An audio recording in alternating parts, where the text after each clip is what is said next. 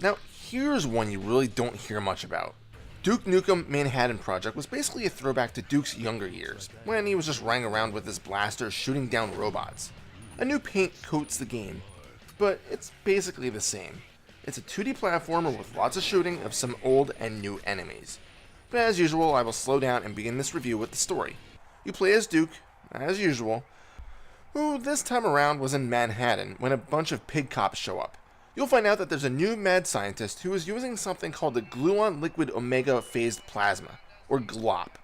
This GLOP is mutating the citizens and insects of New York into highly lethal creatures. And now it's up to Duke to go hunt down this evil dude and take down the mutations, all while saving the babes. Now, I already mentioned that this game is a throwback to previous games, but you probably already noticed that by now. You control Duke on a 2D plane within a 3D environment. You move left or right, can aim up or down, and can jump from platform to platform. You can also crouch, shoot your weapon, and kick close by enemies instead of wasting your shots. Duke also has access to a double jump, which is necessary to cross some of the more perilous chasms. Too bad this double jump can be kinda sketchy. You have to press the spacebar twice with near perfect timing in order to pull it off. Thankfully, if you fall down an empty space, you'll just respawn at a checkpoint. And yes, you do get infinite lives. In some areas, you might also come across a jetpack, which has limited fuel but allows you to quickly cross specially designed areas. Collecting a jetpack uses it in full immediately, as this game lacks the item functionality of Duke 3D. That's not to say that there's not stuff you can find.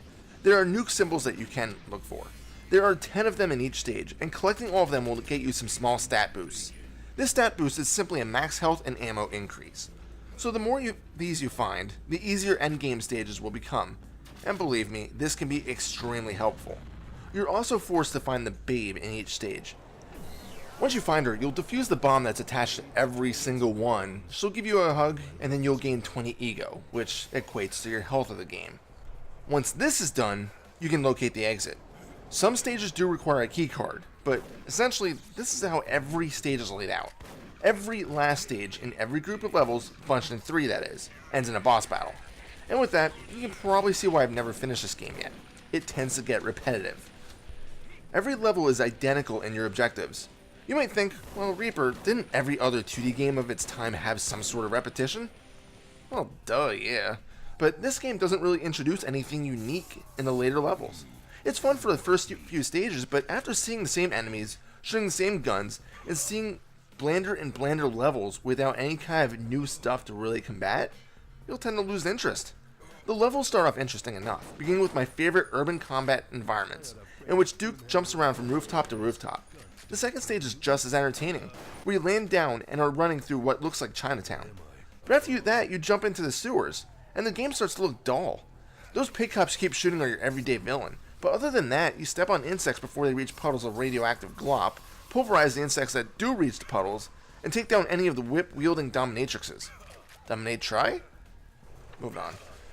You might be thinking, what kind of firearms do I get? You start off with a basic pistol, but soon find your shotgun. After that is an assault rifle, a glop gun, which eats up ammo but can make short work of some of the enemies. You can also find pipe bombs, which can be thrown quickly by pressing a specific key. These function as your grenades, and you'll need to use these in order to access many of the secret areas that you can find. Now, these weapons use one of 3 types of ammo: bullets, glop, or pipe bombs. Different weapons may use up different amounts of ammo, so even though they might be more powerful, you might want to opt to use a lower tiered weapon just to save your ammunition. In fact, I tended to primarily use a shotgun. The graphics of the game aren't awful, but it's more so the level design I find fault with. The opening stages feel fine, but after that, the game turns into the massive labyrinths of the 2D games. Normally, I wouldn't complain about this, but you gotta figure, half of your time running around these stages is spent in drab-looking sections that might not be able to tell apart from another segment. The sewer is where the game really starts to feel old and boring, and it's where I started to lose interest. A couple more stages and I just gave up. Another reason I stopped is that the music of the game is just average. Again, I enjoyed it at first. for at least the first 30 seconds, but then it loops over and over, and after that, I threw on my own music. The only saving grace for why I didn't completely shut off the sound is for Duke's one-liners. Just like Duke 3D, Duke spouts them off like they're going out of style. And just like the previous game, I didn't find them to be annoying, but you might disagree. Really, I think that's all I got for Manhattan Project. Although it starts off promising enough, I just find it to be a boring journey through New York and its underbelly.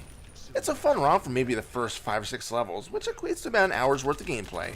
But after you dip down to underneath the roadways and the stages become more and more maze-like, it loses all of its fun. Feel free to pass on this one. Final score? 6 out of 10. This Reaper, I have one more week in December. You can probably guess what's coming up next. Stick with it. Happy fragging.